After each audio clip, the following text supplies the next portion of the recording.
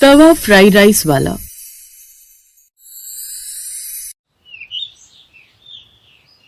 विनोद गांव के ही एक सेठ मोटेलाल के यहाँ काम किया करता था।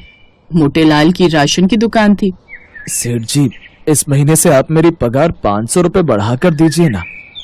अरे तेरा दिमाग खराब हो गया है क्या? तुझे अगर काम करना है तो घर वरना जा सकता है तू। बेचारा विनोद उदास होकर अपने घर आ जाता है। उसकी पत्नी सीमा ने उसे उदास देख कहा, क्या हुआ जी, आज आप बहुत परेशान बैठे हैं? सेठ जी ने फिर कुछ कह दिया क्या? सीमा, मैंने उनसे पगार बढ़ाने की बात की थी तो उन्होंने साफ मना कर दिया। वो सेठ बड़ा ही कंजूस है। वो जानता है कि आप उसी के पास काम करेंगे, इसीलिए वो आपकी बात नहीं सुनता। मैं तो आपसे कब से कह रही हूँ कि सेठ के यहाँ काम छोड़कर अपना कोई काम कीजिए। कम से कम अगर आप अपना काम करेंगे तो हमारा घर तो अच्छी तरह चल जाएगा। सीमा, कोई नया काम करना इतना आसान नहीं है। ऐसे ही कुछ दिन बीत जाते हैं। एक दिन सेठ जी विनोद से कहते हैं, देखो विनोद, अब मेरा राशन शहरों में भी बिकने जाया करेगा क्योंकि मैंने अपने काम को और बड़ा कर लिया है। और अभी तक तो मैं तुझे शाम को 6 बजे छोड़ दिया करता था, लेकिन अब तुझे रात को 10 तक काम करना होगा। सेठ जी, क्या ज्यादा काम के ज्यादा पैसे मिलेंगे? हर बार में पैसों की बात करता है। पैसे वैसे कुछ नहीं मिलेंगे, काम करना है तो कर, नहीं तो जाए यहाँ से। अब विनोद और भी उदास हो जाता है।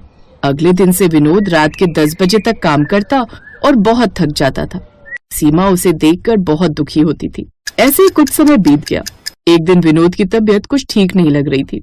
विनोद काम पर जाने के लिए तैयार हुआ तो सीमा बोली, अजी आज आप काम पर मत जाइए, घर पर आराम कर लीजिए। विनोद सीमा के कहने पर घर पर ही रुक गया। शाम को सीमा विनोद से बोली, सुनिए, मुझे सब्जी लेने बाजार जाना है, चलिए आप भी थोड़ा घूम कर आ जाइएगा, आपको भी अच्छा लगेगा।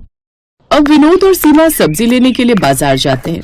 विनोद ने देखा कि वहाँ बहुत सारे खाने पीने के ठेले लगे हुए थे। कोई पानी पूरी बेच रहा था तो कोई बर्फ का गोला। देख रही हो सीमा, यहाँ कितने सारे ठेले लगे और सभी के ठेलों पर भीड़ है। अगर मैं भी किसी चीज का ठेला लगा लूं तो मेरा ठेला भी अच्छा चलेगा और इस तरह मुझे उस जालिम सेठ का कभी काम नहीं करना पड़ेगा। हाँ जी, आप सही कह रहे हैं। वो तो ठीक है सीमा, लेकिन आखिर मैं ठेला लगा भी लूं तो उस पर क्या बेचूंगा? मुझे तो ये सब बनाना भी नहीं आता। आपको एक चीज बहुत अच्छी बनानी आती है जो आप हमेशा मुझे बनाकर खिलाते हैं। अच्छा, तुम तवा फ्राइड राइस की बात कर रही हो? हाँ, वो तो मैंने अपनी माँ से सीखा था।